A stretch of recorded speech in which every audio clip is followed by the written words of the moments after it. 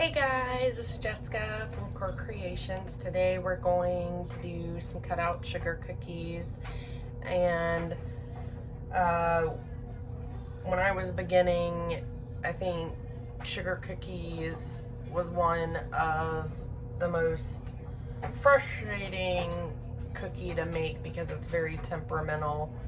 A couple mistakes I made in the beginning were, using the store-bought dough. You want to make sure it's chilled, to prevent from spreading, especially when you're using cookie cutters.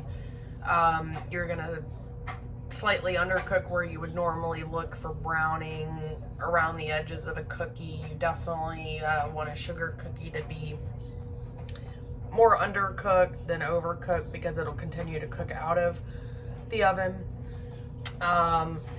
So we're gonna go through just some basics, getting back to the basics, and a couple things that I would have appreciated knowing in the beginning. Sugar cookies are, very popular cookie, whether just for the family or an event, PTA mom, and especially decorating cookies. So I would say that hopefully this helps, and wish you the best of luck. So first thing the recipe calls for is 2 sticks of butter. I think though one thing I appreciated knowing was you want to make sure that your ingredients are at room temperature, not straight out of the refrigerator or whatnot. You want to make sure they're palatable, bendable, because as you can imagine, it's going to be harder to beat, being stiffer, but it does make a difference because it's going to, blend evenly with your mixture. With sugar cookies, you're going to start with taking the butter and the sugar, 2 sticks of butter, which would essentially equate to 1 cup of butter. So each stick is a cup, or 8 ounces, 16 ounces total, and 1 cup of granulated sugar. I would say, in the beginning, one of the pieces of equipment that is absolutely worth its weight in gold is a stand mixer. Now, they are on the pricier side. In this case, even a hand mixer would work up to a stand mixer, but it is great. It comes with 3 initial attachments. You have the paddle attachment, the dough hook, and the whisk. And we're just gonna hook this right on in here, up like that. We're gonna lift it down, lock it in place, and start mixing together our butter and sugar until it's to what's referred to as a fluffy consistency. Essentially, when you're starting to see it around the edges kind of peak and really come together as one mixture. Increase the speed a little bit. And you want to do this for a couple minutes, 5 perhaps at the most. Now, scraping around the bowl, obviously you have all sorts of different spatulas, and I've tried them all. I don't tend to like the metal ones, or the plastic ones. They melt more. Like this one's 2 pieces. You can see it's kind of broken. I don't really like these. My 2 favorite, I've tried this one, and as you can imagine, it's very long. When you're dealing with a bowl, it's not very giving. But these 2 are my absolute favorite. Solid piece indestructible. Come in a pack of multiple ones, perfect size for getting around the bowl. I tend to like to use these, and I think I got both of these off of Amazon. These I love to use for little bowls, icings, stuff like that, frosting. So we're going to turn this off, lift it up, just work around the bowl, just to get it up off the edges really quick. Kind of, you want to, if you're not using the paddle attachment with the guard where it would scrape along the edges, which is a great investment when you start to look into additional things to buy for your stand mixer. I'm using the standard one just for purposes of, which works great too. Scrape along, let's start mixing away, and then what you also want to do is it's also going to call for 1 large egg, 1 tablespoon of flavoring of your choice. I like to use vanilla, some people lemon extract, even almond extract. You just want to give that a good little whisk so it's ready for your mixture. And I found any whisk will do the job. I haven't found a particular whisk, silicone, metal, or otherwise that I prefer over the other. So we're going to give that a good little whisk. Then it goes for 3 cups of flour. Now I have gone ahead and sifted the first two cups, so I'm going to demonstrate the third. And I have a larger sifter. I found the smaller one works great because it fits right over the bowl. No particular brand.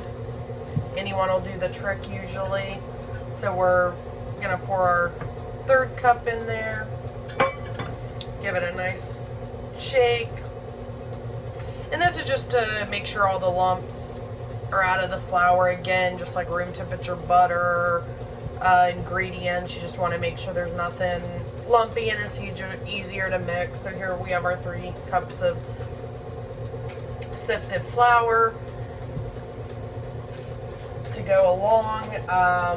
Another thing, great investment, apron. I got this for Valentine's Day from my husband. It says Baker Jessica on it. Love it.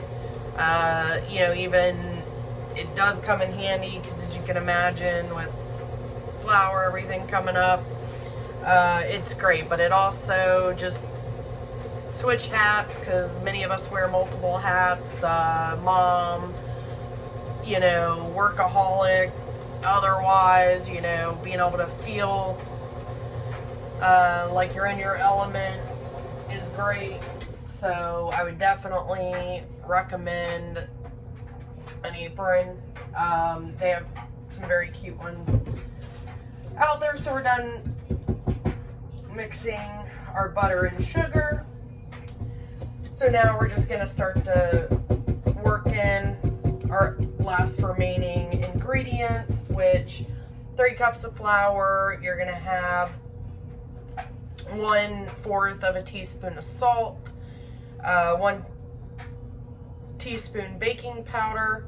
Now, this is probably one of the most common baking powders, and I will say baking powder and baking soda are different.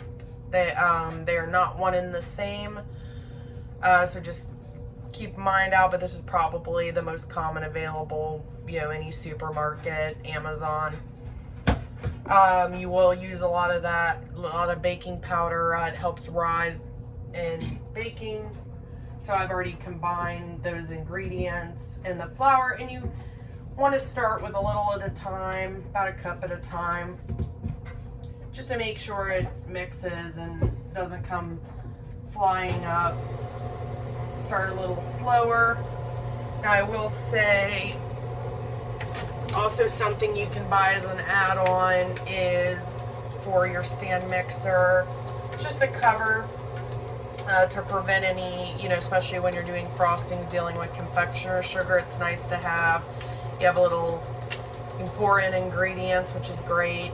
If you do want to lock it into place, which I do use a lot more with making frostings. So we're going to pour in a little more flour.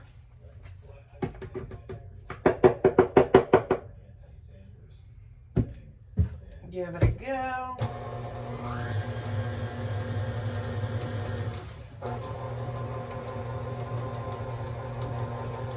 And pour in our egg and vanilla.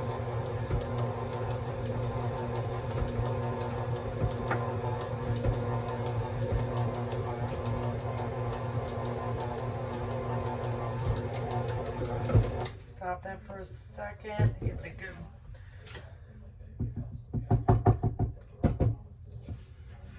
Get everything to the center, scrape around. So you're just making sure that it stays evenly mixed.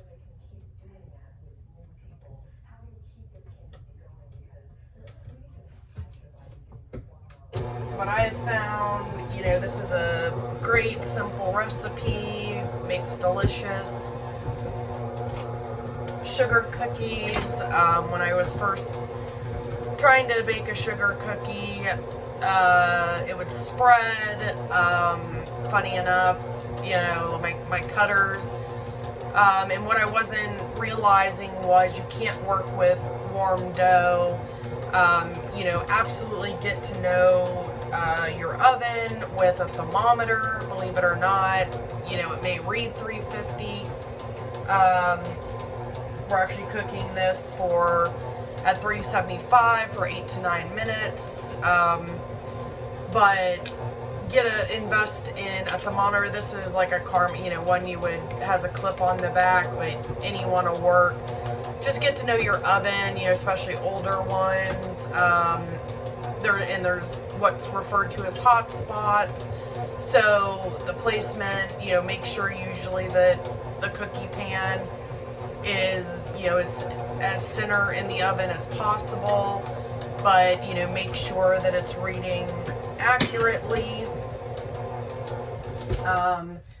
I did notice that with my particular oven, I do have to set it a couple degrees higher, surprisingly. And also another tip when cooking sugar cookies, you know, 8 to 9 minutes, again, you'd rather them be slightly undercooked than overcooked, to make the perfect cutout cookie, prevent from spreading, make sure it's chilled. But also,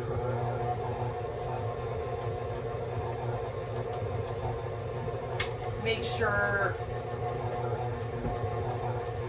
that you don't open the oven. You know, as tempted as you are, that does change the baking element. So, you know, open it once to shift the baking tray around in the middle. So, you know, 4.5 minutes. Turn the baking tray. I use a big, and believe it or not, this is a 24 by 16, and it does fit in a standard oven, and it's great. And don't forget the parchment paper. Even though it says non-stick, parchment paper is absolutely something I would not skip on. Cookies don't stick to it. It's easier. It's so much easier to get them out, especially dealing with sugar cookies that are already tend to be temperamental and easily breakable. So that's definitely invaluable advice.